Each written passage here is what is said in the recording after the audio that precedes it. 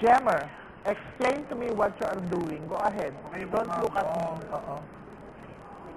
So, ngayon po, nilalagay na po namin yung mga seeds. Ayun. Butol po siya, actually, mahogany. So, makita po natin sa seeds may cut siya kasi ito po yung, kumbaga po, tutubuan niya.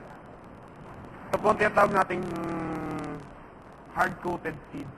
Kaya kailangan po natin siya putulan para po, pag tumubo po siya, lalabas po kagad yung sprout po niya. So, dapat laging nakaganyan. Yan. Okay. Ngayon, ganito yan. Itaas mo lang konti. Yan, ganyan. Para makita ng camera. Ayan. Ayan. Ayan. Ano, demo lang to. Laglag na siya. Okay. Mamaya-maya, ito, kunin mo na itong nasa baba. Pagka naitanim na yan, ito na ang mangyayari, hindi ba? Yan. Kung dami niyang mahogany seeds, so, yan. Makikita na natin, ito na yung mga seedlings. Ayan po. Naku, sabi ko sa iyo eh. Ayan. Instant seedlings. Ang tanong ko ngayon sa iyo,